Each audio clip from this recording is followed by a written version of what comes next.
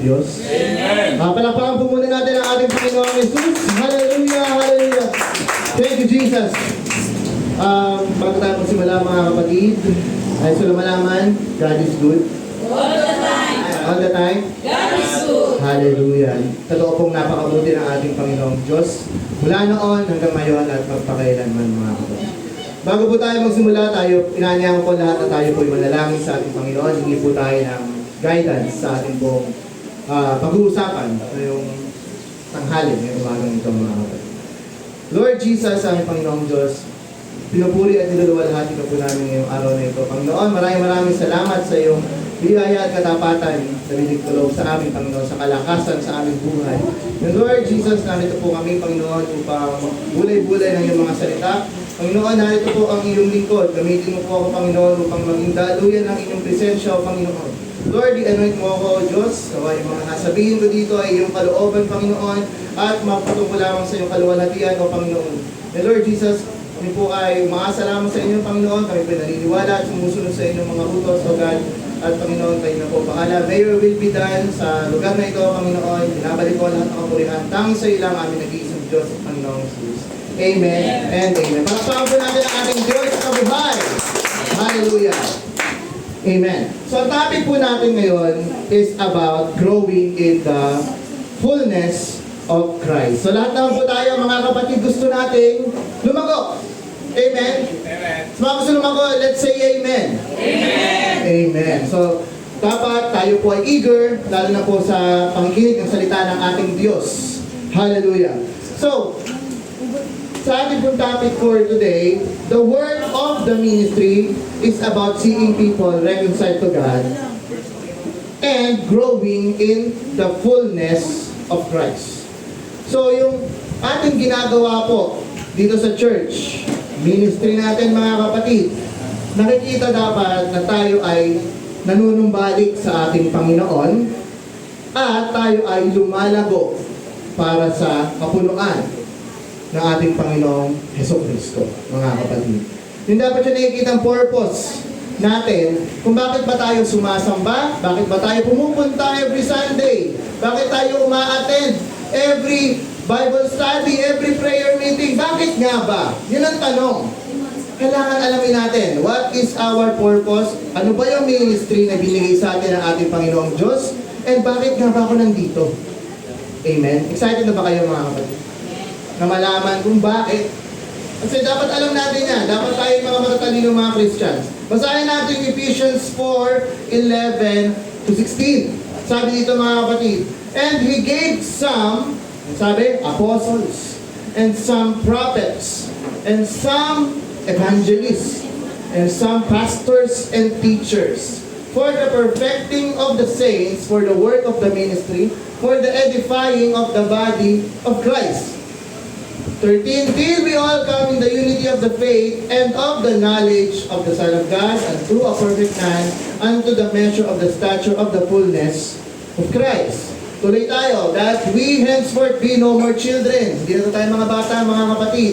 Hence, tossed to and fro, and carried about with every wind of doctrine, by the sleight of men and cunning craftiness, whereby they lie in wait to deceive.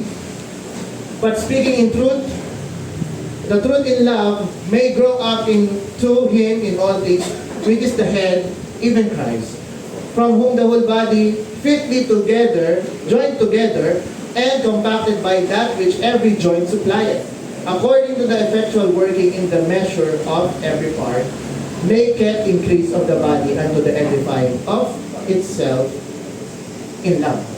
So mga kapatid, napakaganda po niyang passage na yan. Kasi lahat po tayo, dito, sa church na ito, lahat tayo, meron tayong gagampanan. Wala dito ang hindi parte ng katawan ni Kristo. Lahat tayo ay parte ng body of Christ. Naniniwala kayo mga kapatid? Na wala ditong tinawag para lamang umupo. Wala ditong tinawag para lamang tumambay sa church. Lahat tayo, meron tayong gagampanan. At yung 5 major na ministries na ibinigay ng ating Panginoong Diyos. Naalala niyo ba? Apostles, prophets, evangelists, shepherds, and pastors. Pero naniniwala ako mga kapatid, hindi lahat may kakayanan maging ganyan. Diba? Pero naniniwala rin ako mga kapatid, I have faith in God na lahat ng tinawag dito ay meron gagampanan. Kahit simpleng tagalinis lang ng upuan, that's your ministry.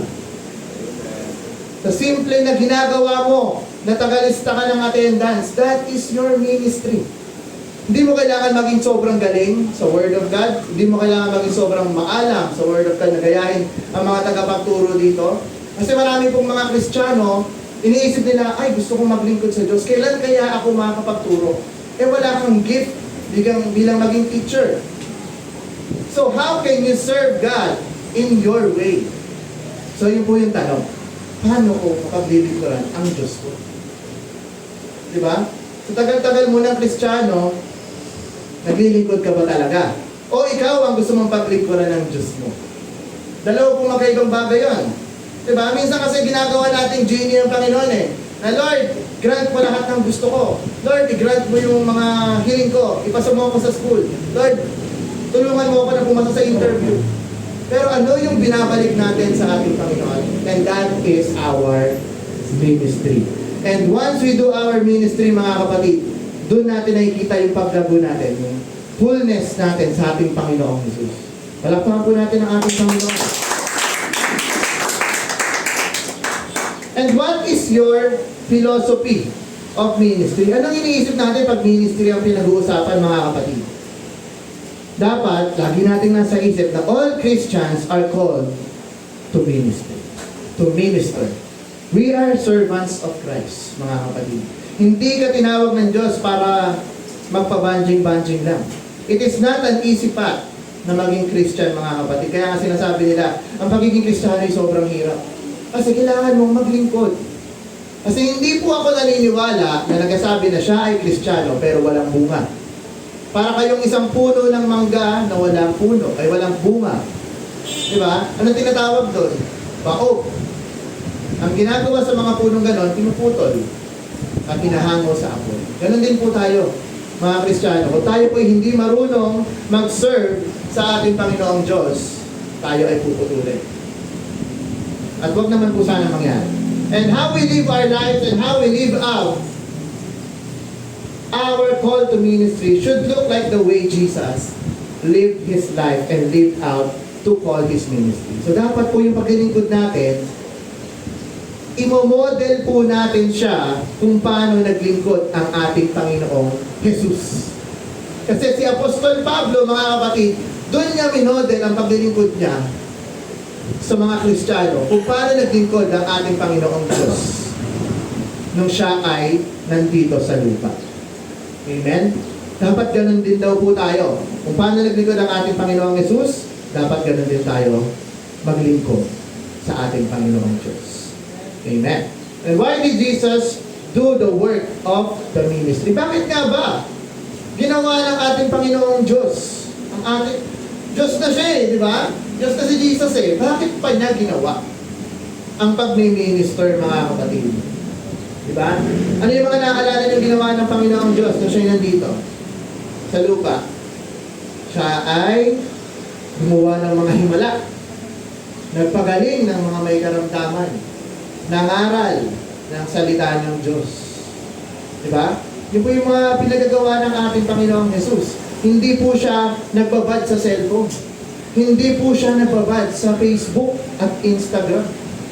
Siya po ay gumagawa para i-advance ang kaharian ng Diyos. Ikaw, ano nang ginagawa mo para sa Panginoon? Ano sinishare mo?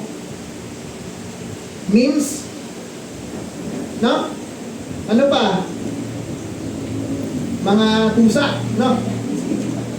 Word of God, sinishare natin? Are we advancing the kingdom of God? Are we ministering just like Jesus? Or we are ministering because of our self-comfort? Kasi okay lang naman magkaganto kasi nandiyan naman sila pastor. Ngayon naman sila nagagawa para sa Diyos. Ako, tatahimik na lang ako dito. I will just live my life as it is. Magkatrabaho ako, wala naman silang pake. Basta ako, alagaan ko buhay ko. Yan po ang kaisipan ng mga Kristiyano ngayon. Papansin nyo? Ito na yung time, ito na yung season ng panlalamig. Mostly of the Christians now, wala ka na makikita sobrang aktibo. Minsan nga, hanga pa ako dun sa mga nagpipreach sa kalsada eh. Hanggang ngayon, ang sipag pa rin nila. Yung mga namimigay ng tracts, ng pamphlet, ano nga ba silang denomination? Grabe, no? Ang sipag. Tayo na nakakaalam sa katotohanan sa iisang Diyos, walang ginagawa. Anong problema? Mga kapatid, this is the call. This is the call of Christ. So we should minister just like Jesus did. Amen po? Palakpakan po natin ang ating Panginoon. Dahil po sa matinding pag-ibig ng Diyos. Diba? Grabe tayo hindi karapat-dapat, pero He pursued us. Hinabol niya tayo at gusto niyang ibalik yung relationship niya sa tao. And ginawa ito ng ating Panginoong Hesus sa pamamagitan ng kanyang biyaya at pagpapatawad niya sa atin, mga kapatid. He redeemed us. Binawi niya tayo sa kamay ng kasalanan, mga kapatid. He restored us back into relationship with Him, and Jesus did the work of the ministry para saan? To display God's glorious grace to all mankind. Para makita ng mga tao kung gaano kabuti ang Diyos sa buhay ng ating Panginoong Hesus.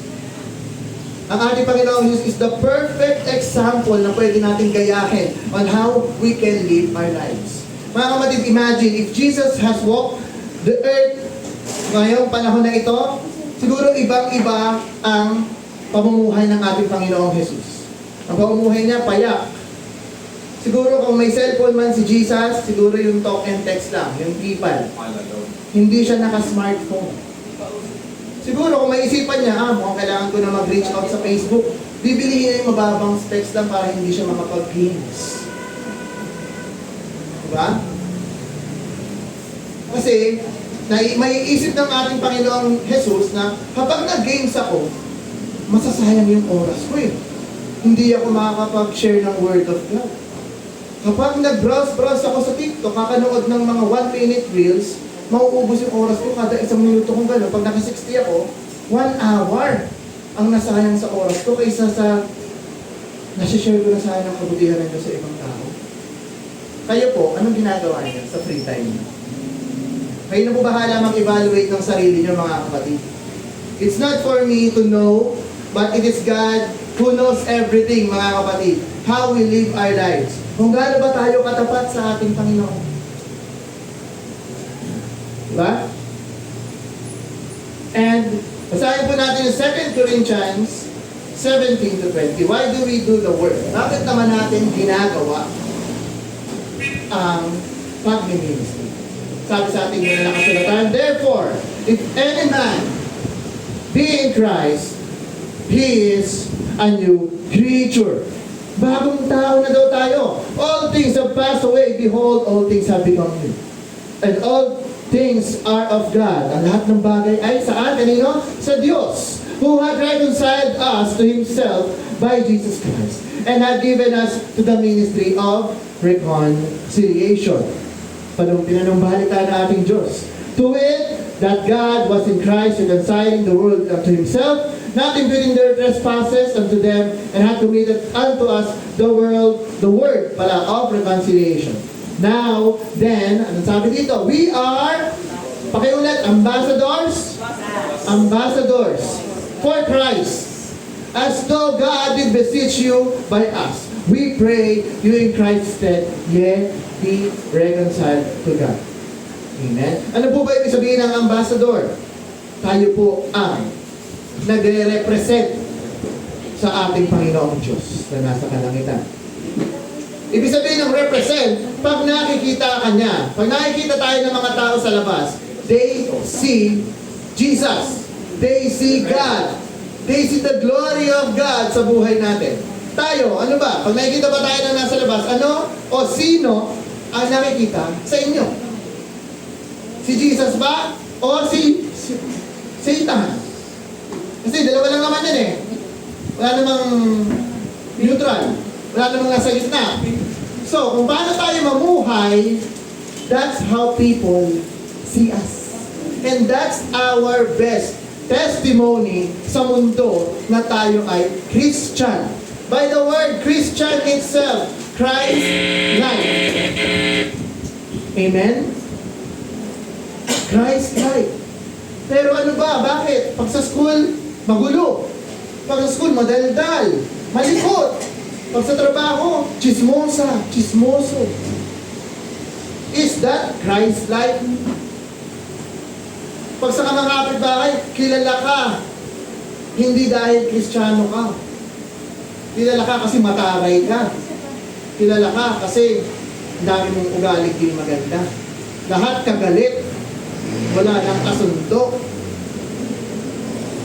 Mga kapatid, let's change our mindset. We are Christians. Pangatawanan natin kung ano tayo. And most of us here are baptized already. So kung kayo baptized na, you have proclaimed that you are one with Christ. If you are one with Christ, let the world see Jesus in you. Amen, mga kapatid? Hirap gawin, no?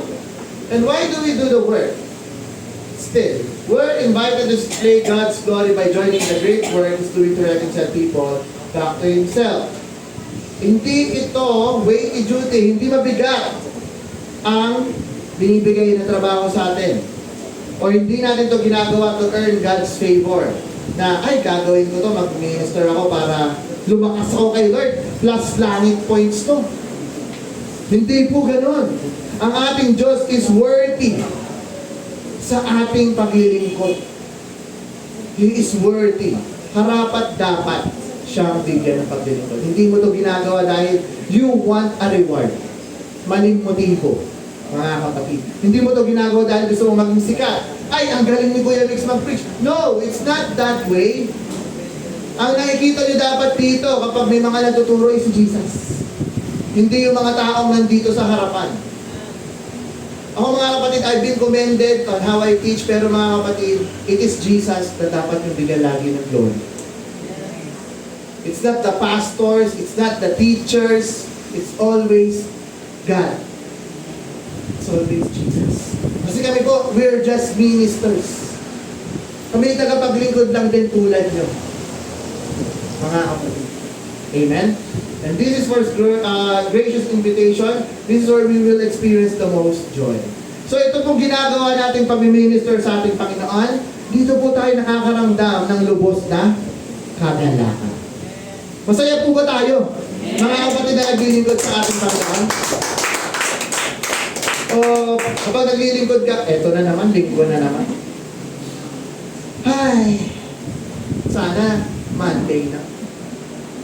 Ganun ba? O Sunday, yes! Uy, Sabado pa lang, uy! Tulog ako maaga. Kasi, hindi ako malilate sa Sunday. Pero ba't may nalilate, no?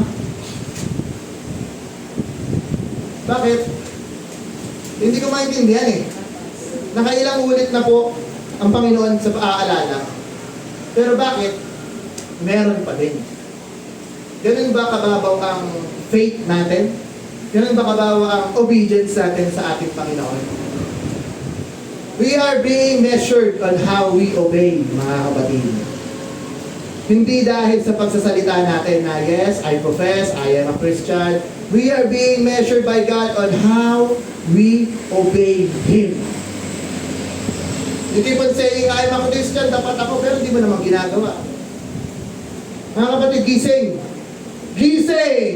Amen. Baka natutulog pa eh. Mga kapatid, it's time for us to step up. Hindi lagi dapat na hayahay, chill. Hindi po ganun ang buhay Kristiyano, mga kapatid. We are at war. Sabi nga natin ni Pastor. We are on a spiritual warfare, mga kapatid. What is the work of the ministry? Ito yung nasa kanina. Yung title natin eh. The work of the ministry is about seeing people reconciled to God and growing. Yan po yung pinaka-main focus natin. Paglago para sa fullness ng ating Panginoon Diyos. Amen? And what does a reconciled relationship looks like? Ano nga ba yung tsura ng isang relasyon sa Diyos na maganda? Sabi dito, Jesus is our main role model. Kasi marami pong ginawa ang ating Panginoon nung siya'y nabubuhay pa. And He said to us to follow Him. So, dapat lamang po talaga na sundin natin ang ating Panginoong Jesus. Amen po? Huwag po natin i-follow yung mga influencer. Madalas kung sino yung pinafollow mong influencer, nagagaya mo. Totoo yun, mga kapatid. Diba? Follow ka ng follow kay Kong TV. Kamukha mo na rin si Kong. Follow ka ng follow sa mga motovlog, wala ka namang motor. Diba? Why not follow Jesus? Amen. Dito, may mapapala ka. Yes, amen. Diba? Yung mga influencer, hindi ka naman nila kilala. Diba? Pa-like ka, panood-nood ka ng live nila. Uy, na-shout out ako. Proud na proud ka pa. Pero hindi ka naman kanila kilala personally. Bakit tutulungan ka ba nila pag may problema ka? Hindi. Pero sa ating Panginoon Diyos, He knows you. She knows you by name. Kapatid, Amen. kilala ka niya mula ulo hanggang paa. He knows how many strands of hair. Kung ilang buhok meron ka. Walang lingid sa ating Panginoong Diyos. Ang ating Panginoong Diyos, kilala ka by heart. Kayo, kilala niyo ba ang Diyos? Yun ang tanong. Kung kilala niyo ba talaga ang pinaglilingkuran niyo si Jesus. Amen? And these are the 4 things na pag-uusapan natin. Yung abiding, obedience, a heart for others, a life empowered by the Spirit. So yan po yung mga mahalagang bagay na pinakitang traits ng ating Panginoong Jesus nung siya ay nabuhay dito sa earth. Amen? Tuloy tayo, no? Abiding. Ang meaning po ng abiding is to dwell, remain, be present, to be held, or to be kept. So abiding, ang ating Panginoong Jesus, mula pagkabata pa lang, He already has a hunger for God's Word. Hinahanap-hanap na po ng ating Panginoong Jesus yung salita ng Diyos. Mabasa po natin yan sa Luke 2:41-50, medyo mahaba po kaya nilagay ko na lang yung verse. Ang senaryo po niyan mga kapatid, si Jesus po, nung bata pa lang siya, naiwan siya sa sinagoga, sa templo. Tapos habang nandun siya, hangang-hanga ang mga Pariseo. Kasi sino ba itong bata na to? Alam niya ang salita ng Diyos. Naniniwala ako mga kapatid na si Jesus, simula nung bata pa lang, tinuruan na siya nila Mary and Joseph about the Word of God. Kasi si Jesus, hindi naman po siya matututo by His own. Oo, Diyos siya. Pero nasa anyong tao siya. So He still needs help. Diba? So naniniwala ako mga kapatid na ang mga magulang ni Jesus, na sila Joseph at Maria, ay naging mga mabuting magulang. Amen? Na tinuruan nila si Jesus na kauhawan, na maging kabutungan niya ang salita ng Diyos. Kayo, ano tinuturo niyo sa mga anak niyo? Mag-cellphone? Magbabad sa Cocomelon? Magbabad sa cellphone? Hindi sa Word of God. Ano sabi niya sa Old Testament sa Joshua? Meditate this book of life. Day and night. Pero ano na minimeditate ng mga tao ngayon?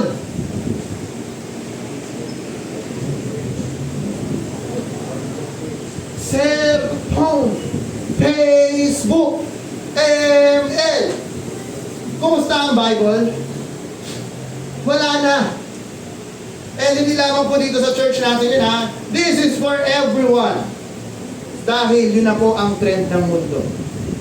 The more na lumalaganap ang technology, the more na nagiging tamad ang mga tao. The more na nagiging tamad ang mga magulang. Ako mga kapatid, di ko ba naranasan magkaanak? Pero pinag-pray ko sa Panginoon na, Lord, kapag ako nagkaanak, iuhubog ko siya ayon sa gusto. Hindi ko siya pagbababaling sa mga mobile device. Pagbababaling ko siya sa salita mo, sa music about sa'yo. Para paglaki niya, sasabihin niya, Salamat. Nalaki mo ko ng tama. Diba? Mga magulang, let this be an eye-opener to you. Be a minister of God. Not just here in the church, but at your home. Ang pag-minister natin sa Panginoon, hindi natatapos simbahan ito. Ang pag-minister natin sa Diyos, habang tayo nabubuhay kahit saan, kahit kailan, paglilingkuran ko ang Diyos. Amen. Sa anak natin, maging mabait tayo, turo natin ang salita ng Diyos. Diba? Ano sabi dito? God's Word, it was kept in the temples, and Jesus was a student of God's Word from an early age. And he used God's Word. Naging gabay niya ang Word of God throughout his life. Mga kapatid, tingnan niyo yung kaibahan ng mga bata na lumaki sa church at kumpara sa mga bata na lumaki outside sa church. Ang laki ng kaibahan, no? Although makukulit yung mga bata na mga nasa church, at least they know what's right and wrong. They have been trained na mga Sunday school teachers nila. So na-appreciate natin lahat ng gumagawa. Sunday school teaching, it's a ministry. Diba? Huwag niyo minamaliit-maliit ang ipagtuturo sa mga kabataan. Isa yan sa mga critical na pagtuturo, mga kapatid. Dahil sabi sa Bible, Proverbs 22:6, train up a child in a way he should go, and when he is old, he will not depart from it. Sabi rin sa Katagalog na kasabihan, na ang kawayan habang bata pa, ituwid na. Kasi ang kawayan, kapag lumaki yan ng baluktot, titibay na yan ng baluktot at ang hirap na niya itayo at ituwid. Ganyan po ang mga ugali ng mga kabataan. So habang bata pa lang, mga parents, situhin natin ang ating mga anak. Huwag niyong itago ang mga pamalo. Yan kasi yung ano ngayon, dahil sino ba yung napanukala na bawal manakit ng bata? Si Kiko ba? Sino ba ang congressman yun? Basta, hindi niya inaral ang mabuti ang Word of God. Na ang bata dapat pinapalo. Ay, Kuya Migs, child abuse ka pala. Hindi po yun, child abuse. Tinuturuan natin sila ng discipline. Abuse is different from discipline. Kasi ang batang hindi lumaki sa palo, mahaba ang sunat. Totoo po yan. Totoo. By experience, marami po na po ako nakita ang batang hindi lumaki sa palo, nung lumaki, suwain. Amen? Huwag po natin ipapahit sa mga anak natin yan. And then, 2 Timothy 3:16-17. All Scripture is given by inspiration of God. Amen po. Lahat po na nasusulat ay inspirasyon po para sa atin, mga kapatid. And it's profitable for doctrine, for reproof, for correction, for instruction in righteousness. The man of God may be perfect, thoroughly furnished unto all good works. So lahat po ng nasa Bible, yan po ay maganda. Kaya wag po natin itatanggi na, ay, hindi na uso yan, yung pamamalon, hindi na uso. No. Kasulat siya, mas matalino pa ba kayo sa Diyos? No? Ganun po kasi mga tao ngayon eh. They want to play as God. Na gusto natin, tayo na ang nasusunod sa buhay natin. Diskarte ko ang masusunod, Lord, hindi ikaw. Ganyan na po katigas ang ulo ng mga tao ngayon. Sana tayo, mga nandito, lagi tayo papasakop sa ating Panginoon Diyos. Kung ano ang gusto ng ating Panginoon Diyos sa buhay natin, sundin po natin. Dahil sa Panginoon, tayo ay victorious, mananagumpay. Amen? To grow in the fullness of God, to become complete, we must, nakalagay dyan ang must, know and study God's Word. Ha? Kailangan ko palang pag-aralan ng salita ng Diyos? Opo, kailangan po yan. At makinig kapag may nagtuturo. Magbasa ng Bible. Kasi doon po tayo lumalago. Diba tanong kanina yan ni Ate Jenny, para tayo lumalago? Ayan na po isa na. Sa pagbabasa ng salita ng Diyos, sa pakikinig. habang dumalago ang ating pananampalataya sa pamamagitan ng pakikinig natin, lumalago po tayo sa ating Panginoon Diyos. We grow. Sige, next tayo. Ay, meron pa pala. Mark 1:35. And in the morning, rising up a great while before day, si Jesus po ito, ito yung ginagawa niya dati. He went out and departed into a solitary place and there prayed. Yan, kasi po ito pong part na to is commitment to prayer. Ang prayer po, hindi lang po siya ginagawa bago kumain. Na, madalas, doon na lang naaalala mag-pray eh. Pag gumising ng late, late ako. Wala na, hindi na nakapag-pray. Tapos naaalala lang kumain. Nakasubo na. Ay, kailangan pala mag-pray. Kaya mali ko lang ha. Bago matulog, hindi na nagpipray. Kasi, nag-check pa ng cellphone eh, nagpapaantok. Ay, minsan nakikinig pa sa music, papaantok. Hindi na nagpipray. We need to be committed to prayer. Amen? Yan po, pangalawa sa pag-abide natin. Sabi dito, rising very early in the morning. Ngayon, ano na pong trend ng tao ngayon? Sleeping late in the evening and rising late in the evening. Gigising, tanghali. Diba? Bago na no? Kuya Migs, bago na po kasi yung trend ng panahon ngayon Uso na po yung pagpupuyat. Yan na po yung in ngayon. Pag hindi ka nagpupuyat, hindi ka in. Wala na po yung late night talks. Wow, late night talks. Ang galing. Late night talk, sino kausap mo? Pero ang Panginoong Diyos, di mo makausap. Amen? Amen. Nakikinig pa ba tayo? Amen. Woo! Kapatid, wake up, wake up!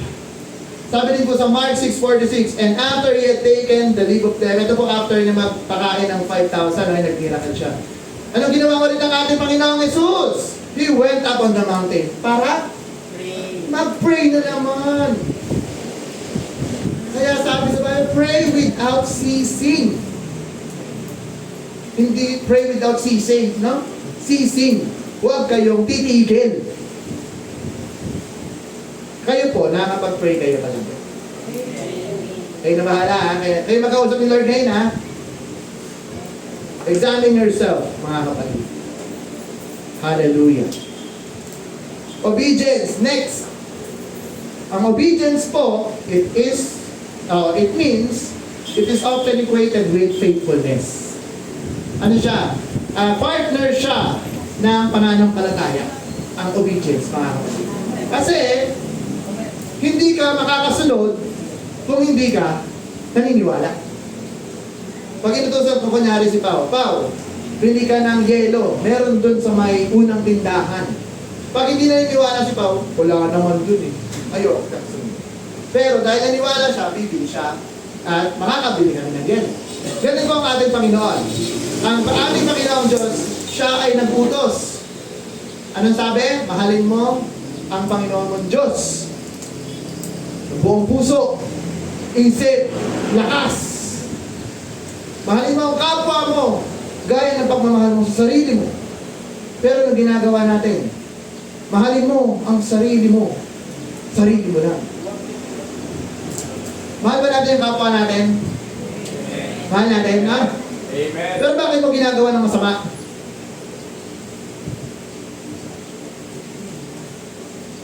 You can answer that yourself, mga kapatid. It's between you and the Lord today. Hallelujah. Mga kapatid, let's be ministers of Christ. Obedience, it is a good indicator of what we are worshiping. Kapag obedient tayo sa Panginoong Diyos, pinapakita natin na Lord, karapat-dapat ka lamang talagang purihin. Amen? May iba pong mga Christian, sabi, na we are already saved by grace. Bakit kailangan ko pa mag-obey ng law? Diba? Narinig kayong ganyan. Na, bakit kailangan pa sumunod? Ligtas na tayo. Yes, Piniligtas tayo ng ating Panginoon Diyos at wala tayong inambag doon. Lahat ng mga ginawa natin mabuti, hindi yun ambag sa kaligtasan. Iyon ay dahil sa grace lang ng ating Panginoong Diyos. But here's the thing mga kapatid, that yung state na yun, Savior natin ang ating Panginoong Diyos. Pero ang ating Panginoong Jesus is also our Lord and Master. And Lord, sinusunod yan. Kasi yun po yung nagkakamaling mindset ng mga Kristiyano na hindi na ako susunod kasi kahit di naman ako sumunod, ligtas naman ako.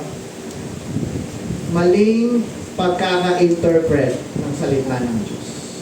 Mga kapatid, we should be obedient. Dahil sa obedience, diyan nasusukat ang faithfulness mo sa Diyos. Amen po ba? Palagpakan po natin ang ating Panginoon. If we're worshiping God, we'll seek and obey God's will and God's glory and not our own. So hindi po natin susundin kung ano yung gusto ko. Praise and worship solemn. Dahil gusto ko lang tumayo, tatayo lang ako, Lord. Hindi ako mag-raise ng hands sa'yo. Kasi parang hindi ka naman karapat-dapat sukuhan. Hindi ko kayo inaano mga kapatid interpretasyon ko lang yon. Pero, ibigay niyo sa Diyos kung anong nararapat. Ihain niyo sa Panginoon ang pinaka-best na handog niyo. Patingin niyo, matutuwa ka ang Diyos pag nakita kayo na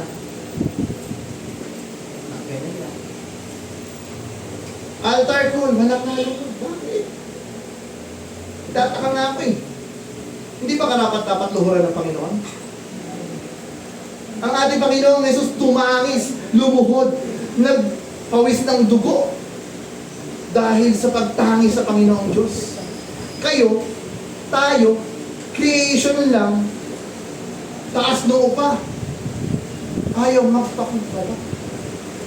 Mga kapatid, let's give God what is due. Kung anong nararapat sa Kanya. Alisin na natin yung hiya. Alisin na natin yung pride.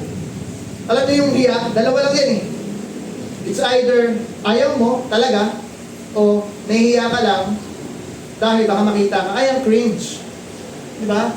Ay, lalaki umiiyak. Pading. Hindi po yung ganon. Mga kapatid, pag umiyak ka sa Panginoon Diyos, ikaw ang pinakalalaki sa lalaki. Pag ikaw babae, umiyak ka sa Panginoon, ikaw ang pinakamagandang babae para sa Panginoon. Naintindihan yan? Kaysa magmatigasan kayo sa Panginoon na hindi mo isusuko ang sarili mo sa Kanya. Lord, hindi Ito ako I'm built this way. Macho ako. Di ako luluhod sa'yo. Hello? Mga kapatid, baguhin na natin yung mindset natin. We are being complacent. Kampante kasi tayo Maglingkod tayo. At sinasabi kong paglilingkod, it's not just yung mga elders natin, hindi ginagawa ng mga leaders natin, ang paglilingkod. How you worship, how you serve Jesus. Yun ang totoong paglilingkod mo. Hallelujah. And sabi din sa obedience, sa Matthew 26:36 to 39, sabi dito, summarize mo na lang, pumunta si Jesus sa Gethsemane, nag-pray siya. Nagtatanong yung iba, bakit po nag-pray si Jesus? Diyos siya. Yan po yung laging panabla ng mga Kilala niyo na. Kasi nasabi ng tao lang si Jesus. O bakit siya nag-pray? Diyos siya. So, nag-pray siya sa kay Ama. Nakilala niyo na yun Ama. Si Jesus po ang role model natin. Sinusunod na lang ang salita ng Diyos na every flesh will call out to God. Ang ating Panginoong Jesus ay nasa katawang tao. So, kailangan niyang mag-pray. Amen? Nai-gets natin? Amen. Dapat hindi na tayo confused doon, Naniniwala ako na mature na tayo, mga kapatid, about doon. And Matthew 9:35 to 36. Ang sabi dito, a heart for others. So, a heart for others, meron dapat tayong puso para sa ibang tao. Hindi lang tayo naglilingkod sa Panginoon for our personal gain. Naglilingkod tayo dahil gusto natin din na spread out yung kabutihan ng Diyos sa ibang tao. I want to serve people. Huwag natin gayahin yung mga politicians na mabait lang pag eleksyon. Pag na-elect na, hindi mo na maramdaman. No? Dapat tayo mga Christians, we have this influence, impact ba, sinasabi, na kapag nakikita ka nila, uy, nabibless ako sa'yo, Sister Weng. Pag nakikita kita, lumalakas yung aking faithfulness. Kasi nakikita ko yung family mo, ang ganda-ganda. Uy, mga mananampalataya. Hindi yung pag nakita ka, Christian daw yan, eh, gulo-gulo na eh. Nakipag-away pa nga sa kanto kanina yan eh. Oh. Diba? Dapat po, meron tayong malasakit sa iba. Na kapag nakita nila tayo, they will be inspired na, ay ganyan pala ang mga Christians. Kaya, try ko ngang magsimba dyan. Di ba? That's our best evangelism. Hindi yung share ka nga. Share ng share, hindi naman nagre-reflect sa buhay mo. Yung sineshare mo. No? Anong sinare mo? Yung wag mong silipin ang mali ng iba. Nakita mo may troso ang mata mo, pero puna ka ng puna. Ano yun? Ang tawag sa'yo nun? Kayo na po mag-explain sa sarili mo. Amen? So, sabi po dito, and Jesus went about all the cities and villages, teaching, nagtuturo po ang ating Panginoong Jesus, and preaching the gospel of the kingdom. Ano pang ginawa ng ating Panginoong Jesus? Healing every sickness and disease. Di ba? Grabe yung Panginoon natin, no? But when he saw the multitudes, he was moved with compassion. Nakita niyo yung karamihan. Nakita niya, para silang mga ligaw na tupa. Kayo, pag may nakita ba kayong mga tao dyan sa labas, yung mga taong grasa, yung mga ibang tao na namumuhay ng mga drug addict, di ba kayo naawa? O nagagalit kayo, sana mamatay na lang yung mga yan. Mga kapatid, hindi dapat ibahin natin yung mindset natin, ha? Pag may nakita tayong mga ganong tao, masasama, pag-pray natin sila, Lord, maawaan mo po sila. Kasi, baka hindi ka pa nila kilala eh, na ikaw ang nagbabago ng buhay. Diba? Kaysa magalit po tayo, yan, sa mga politicians natin, kaysa magalit kayo dyan, pag-pray nyo, Lord, sana makilala ka nila ng totoo. Para, pag nagbago sila, gaganda rin ang takbo ng bansa. O, di ba? Parang ang gandang prayer na, no? Kaysa, nag-pray ka nga, Lord, sorry, pagpalain niyo po ulit. Pero, masama naman yung isip mo. Pang-politiko na yan, mga masama yan. We need to have love for others. If you have love for God, you love the things He loves. Kasi mahal ng Diyos sa kanyang mga nista. So, mahalin din natin ang ating kapwa. Amen? He loves people. Kaya nga niya, pinlano ang salvation eh. Kasi mahal niya tayo. So, dapat maging mapagmahal tayo. Amen po. Palakpakan natin ang ating Panginoon. Hallelujah.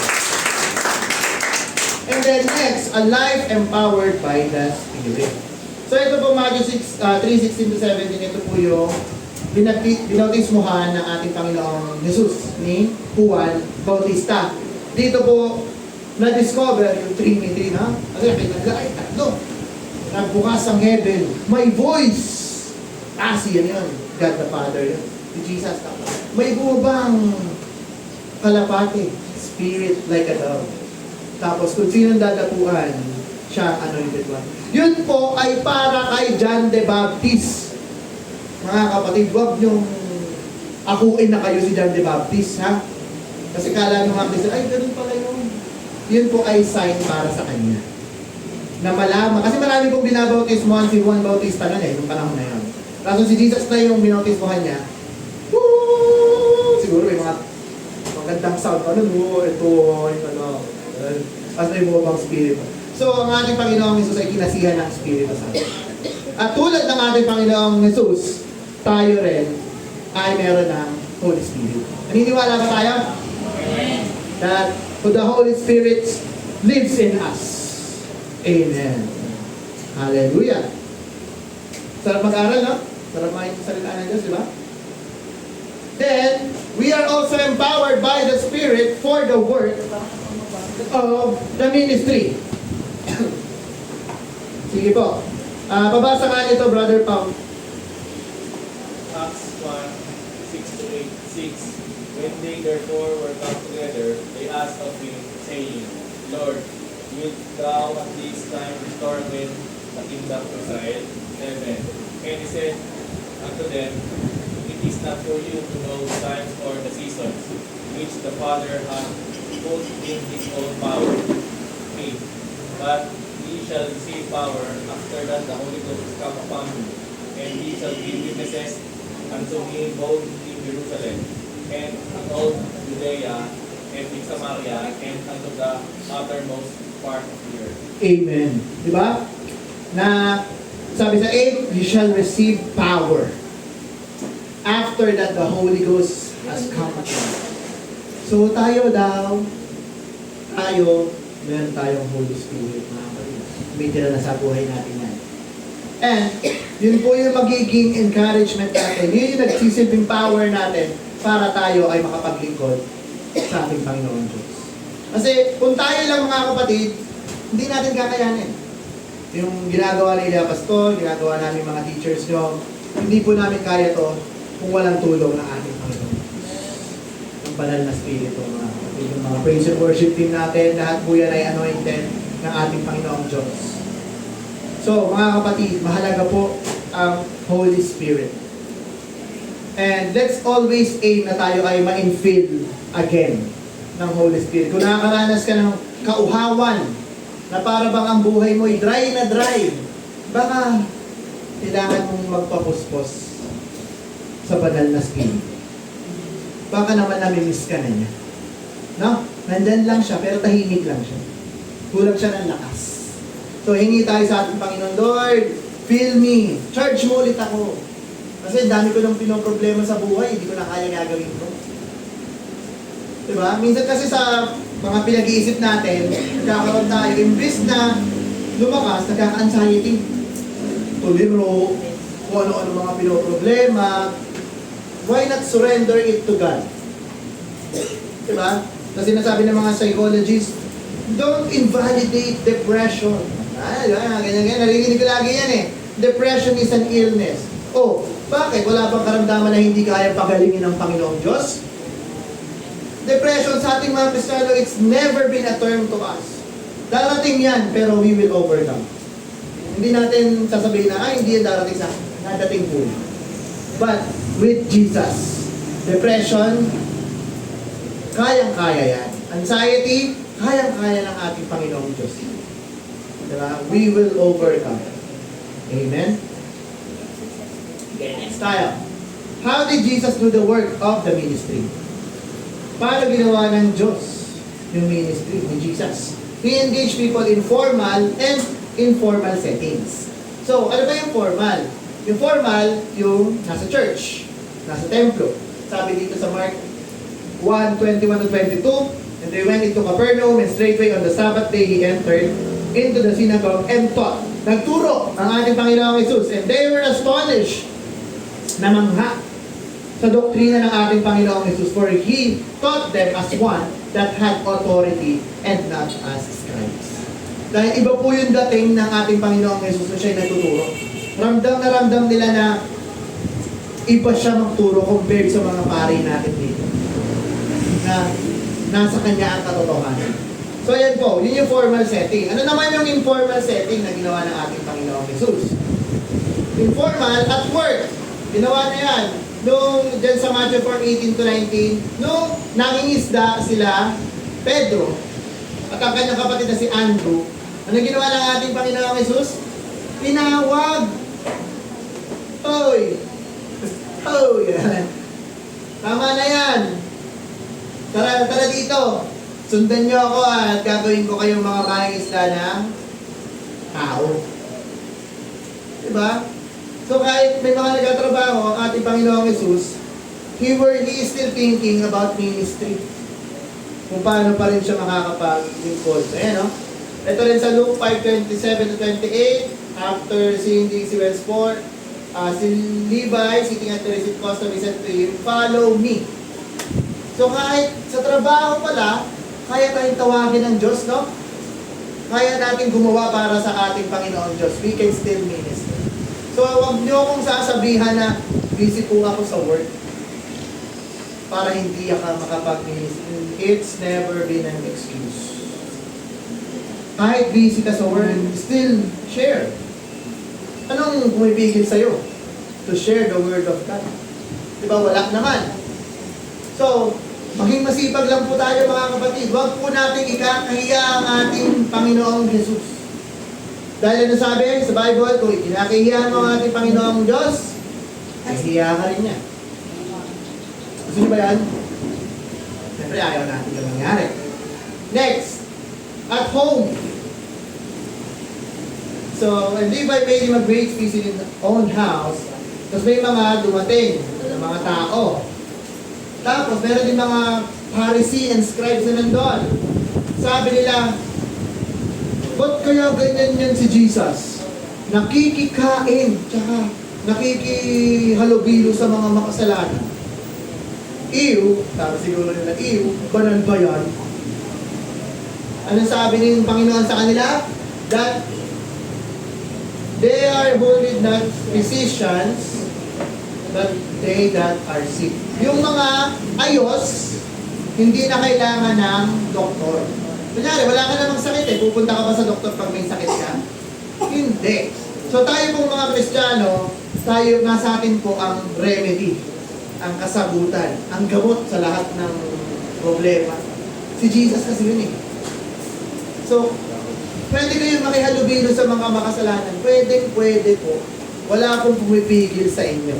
Basta pwede kayong makisama, huwag kayong makikisama. Gets po. Kasi paano kayo makaka-reach out? Eh, ang kinakausap nyo lang lagi, Christian na din naman. Ano yun? Hindi po evangelism ang tawag doon. Pag lagi mo kausap, share ka ng word of God, eh, Christian na yan eh. Doon ka mag-share sa unbeliever. Reach out. Yun po ang goal natin, mga kapatid. Yun po ang trabaho na binigay sa atin ng ating Panginoong Jesus. Nung siya po ay umakyat patungo sa langit, di ba? Kaya nga binigyan na tayo ng katulong eh, yung Holy Spirit eh.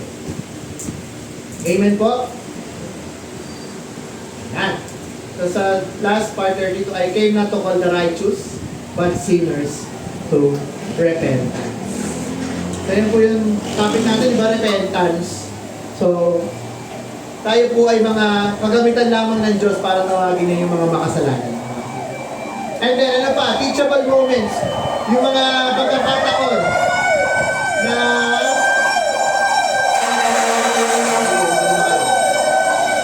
Amen. May mga pagkakataon po na ang ating Panginoong Jesus ay makakapagturo. Sabi po dito sa Luke 11:1-2, and it came to pass that he was praying in a certain place when he sees one of his disciples said to him, Lord, teach us to pray. Yan, as John also taught his disciples. So, tinuruan din po ng ating Panginoong Jesus ang mga disciples kung paano mag-pray. So, tayo po, kung hindi po kayo marunong mag-pray, paano mga ba? Pwede po kayong magpaturo. Hindi po masama magtanong pag hindi alam. Ang masama po, tanong ka ng tanong, paulit-ulit lang. Ibig sabihin, hindi ka natututo. Tinanong mo na, pangatlong ulit na, tinanong mo ulit, nang-aasal ka lang. Diba? Ganyan po ang mga pariseyo. Ganyan po ang mga pariseyo. O kaya, nagtatanong ka lang dahil gusto mo lang na may masabing mali ang kapwa mo. Totoo, di ba? May mga ganun yung tao. Alam naman nila yung sagot, pero magtatanong sa'yo yan. Bakit? To test you. Pag mga ganun po, sa akin po, personal experience, pag ganun po yung mga kausap ko, hindi ko sinasagot. Kasi ganun po ginagawa ni Jesus eh. Pag alam niya na iba yung motibo ng tao, iniiba niya yung topic. Naalala ko yung may nagtatanong sa kanya na pariseyo eh, iniiba niya yung topic. Diba? So ganun po. Kaysa magkamali pa tayo, huwag mo na lang sagutin pag hindi ka sure. So, sabi po dito, yung sa Matthew 9:12, 9-14, about sa Sabat po naman yan. Na, kasi po ang mga Israelita, masyado silang mga legalistic. Mga masunurin talaga sila. Pag Sabat, hindi talaga sila gagawa. Hindi talaga sila gagalaw. Oo, ganun sila. Hindi sila pwede magbuhat ng timba. Kasi trabaho yung work daw yun, work.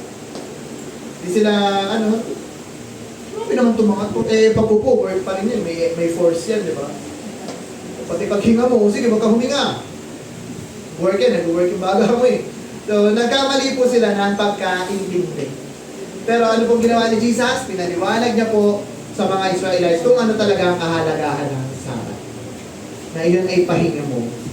Para ikaw naman ay makapag-focus sa Panginoong Diyos. Amen?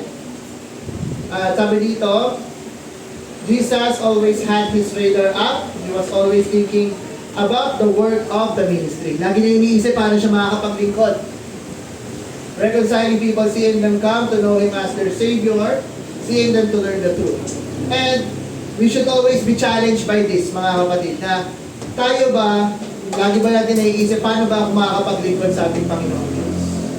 Anong pwede kong gawin habang nagluluto ako para makapaglingkod sa Panginoon Diyos? Habang naglalaba, paano ko mapaglilingkuran ng Panginoon Diyos? Habang nag-aaral, paano ko mapaglilingkuran ng Panginoon Diyos? Ay sabi dito sa Bible, in everything that we do, give the glory to. Totoo yun. So lagi mong isipin na ginagawa ko itong mga gawaing bahay para matuwa yung asawa ko. At pag natuwa yung asawa ko, he will give glory sa Panginoon Diyos. Ay, ang bait pala ng asawa ko. Mga asawa lalaki naman, dahil tayo nagkatrabaho para sa pamilya. At pag naintindihan ng mga asawa natin na ginagawa natin yon para sa kanila, they will also glorify God. Lahat, patungo lahat sa Diyos. Diba? Napakagandang senaryo eh, pag ganun yung pamilya. Hindi yung nagpapalakasan, ang tamad-tamad mo! Wala kang ginagawa! Diba? Gawin po natin na mahusay yung mga gawain binigay sa atin. Gawain bahay, gawain pang-estudyante, gawain sa trabaho, gawin natin ng mahusay. Kasi hindi lang tayo mabibigyan ng papuri, pati ang Panginoong Diyos natin mabibigyan ng papuri. Papalakpakan po natin ang ating Diyos. Kaya malapit na po tayo matapos. Pila siya na ako ng 5 minutes doon. And then, He was inclusive and exclusive. Inclusive, ibig sabihin, para sa lahat. Sa John 3:16, sabi dito, di ba? Alam na natin yan, for God so loved the world. Mahal na mahal na ng Panginoon Diyos sa kanyang mga nilikha. So, ang plano talaga ng Diyos, kung bakit nalilikha ang mankind, is for the plan of redemption.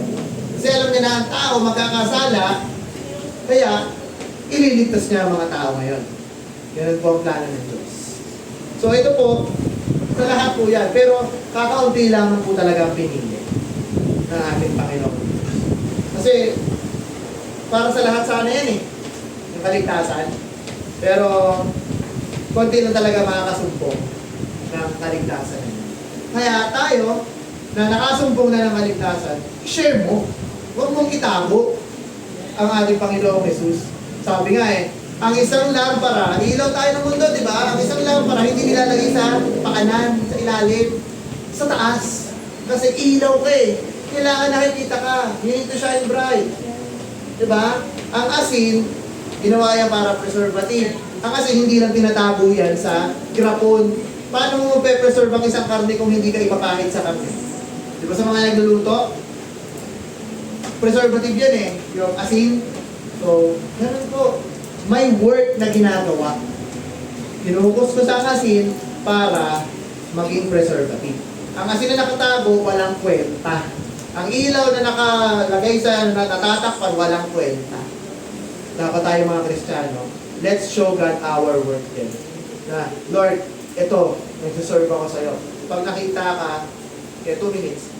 Pag nakita ko, paano ako gumawa sa'yo, they will give glory to you. And wag mong sasarilinin yung glory sa sarili mo na nagawa ko to kasi bait ko eh. Hindi. Dapat si Jesus lagi ang number 1 sa buhay natin. Amen? And then exclusive, limited. Ito tayo. Tayo yun. Mga anak ng Diyos ito. Yung exclusive. Sabi dyan sa Romans 10:9, if we confess with your mouth that Jesus is Lord and believe in your heart that God raised him from the dead, you will be saved. Kung tayo mananampalataya sa ating Diyos. Amen? So lahat naman po tayo dito, no? We believe and we confess that Jesus Christ is our Savior and Lord. Na pag tinanong kayo, sino ang tagapagligtas mo? Si Jesus, hindi si God. Kasi may mga ganun ako naririnig eh. Thank you kay God. Daming God. Dahil kong God. Kailangan be specific. Sino ang Diyos mo? Si Jesus. Huwag nyo ikakahiya si Jesus. He is the name above all names. Ba't nyo kakahiya? Kasi minsan ewan ko, nakakasar ako sa mga taong ayaw banggitin ang pangalan ng Panginoon natin Jesus. Bakit ba? Anong pumipigil sa'yo na pulaan ka ng tao dahil Jesus believer ka? No! Tanggapin mo lahat ng pula ng tao sa'yo. Sa harap ng Panginoong Diyos, pinapalakpakan ka ng anghel sa langit. If you proclaim that Jesus is our Lord and Savior. Aanin mo palakpak ng mga masa. Palakpak lang naman nila. Papalakpakan ka lang naman yan pag namigay ka ng pera. Diba? Pag namigay ka ng pagkain, papalakpakan ka yan. Pero pag nag-preach ka ng Word of God, sinisimangutan ka. Kasi nga ayaw nila sa Panginoon Jesus. Hate nila si Jesus. Pero ikaw, dahil love mo si Jesus, papangaral mo lagi si Jesus, no? Mukhang bibig mo si Jesus. Pag may kausap kang katropa mo, sabi, uy, ang gwapo mo today. Siyempre, anak ako ng Diyos eh. Anak ni Jesus eh. Ano ba? Pagyabang natin siya, hindi po masamang ipagyabang ang ating Panginoon eh. Huwag niyo siyang ikakahiya. And if we do that, I can say, you are ministering to Him. Kasi you're giving Him His word. Amen? Okay, patapos na ako. Konti na lang po ako na po. Tapos. And, eto, sige, alam na po natin yung story nito ni rich young ruler. Na sabi niya, Lord, Jesus, masunurin po akong Christian. Sinunod ko na po yung 10 Commandments. Ginawa ko lahat. Walang mintis. Uy, wow! Ang galing mo pala. Ang sabi ni Jesus, nalaman ng ating Panginoong Jesus yung motibo niya. Yung nasa puso niya. Ang sabi ng Panginoong Jesus, sige, nasunod mo na lahat. Ito pa, may additional. Ibenta mo lahat ng ari-arian mo. And, ibahagi mo sa church. Nalungkot, umalis, nag-walk up. Kasi alam niyang Panginoong Jesus na nasa puso nitong tao na to na hindi niya kayang iwanan ang kayamanan niya. Ikaw, kayo, ano ang pumipigil sa'yo? Ano yung bagay na napaka-importante sa'yo na pumipigil sa'yo para maglingkod sa Panginoong Jesus? May hihigit pa ba sa Panginoon? Wala. Pero bakit hindi natin kaya ibigay lahat? Oras pa lang ang hinihingi sa atin ng ating Panginoong Diyos. Katapatan pa lang sa oras, hindi na natin maibigay. Anong oras tayo nag-start? 9. Anong oras tayo nakapag-start kanina? 9:15. Bakit? Mga kapatid, Jesus is the most valuable and precious treasure that you can ever have. Pero bakit kaya natin siyang ipagpalit sa 5-10 minutes late?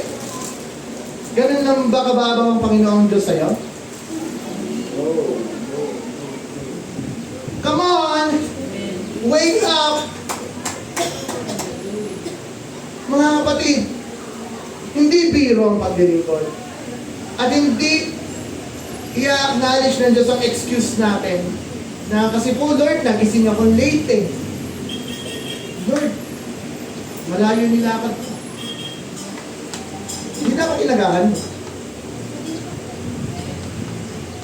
Kasi hindi po kami titigil hanggat hindi natin nasusunod yung oras na yan. Kasi dyan lang po, napaka-simpleng bagay.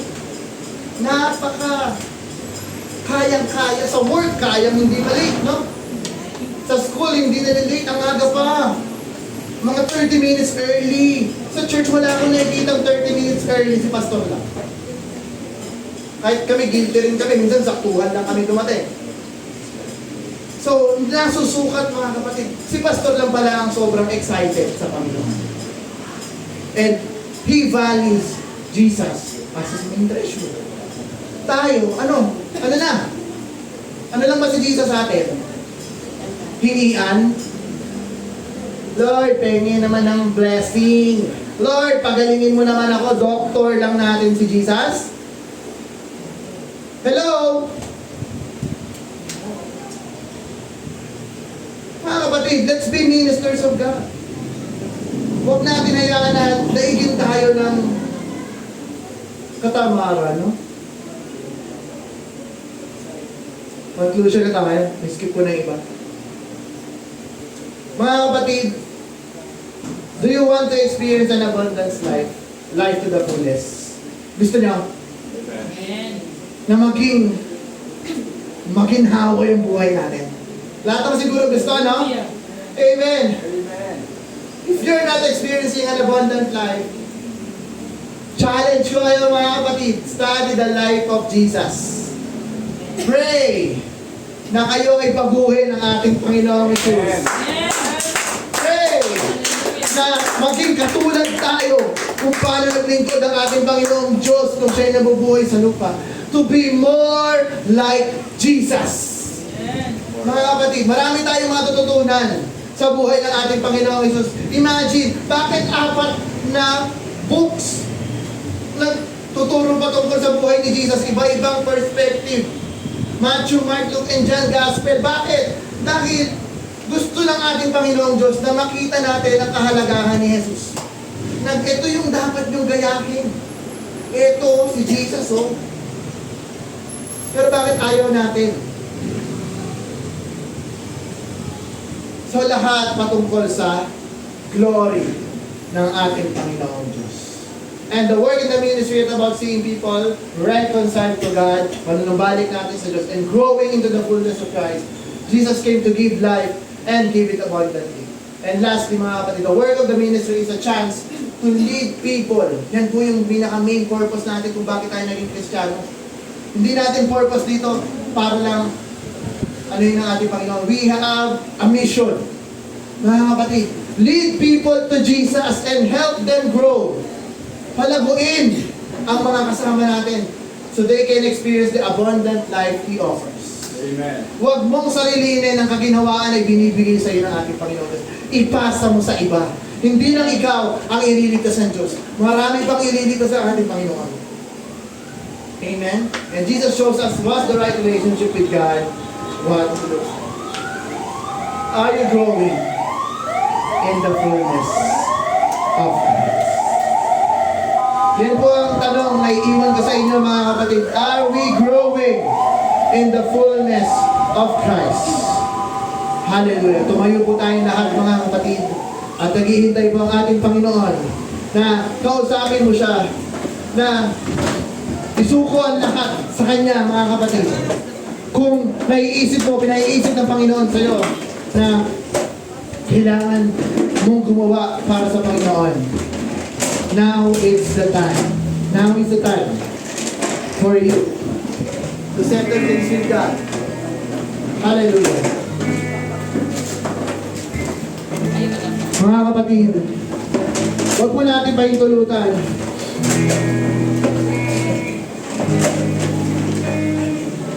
Na hindi po tayo makapaglingkod sa ating Panginoon.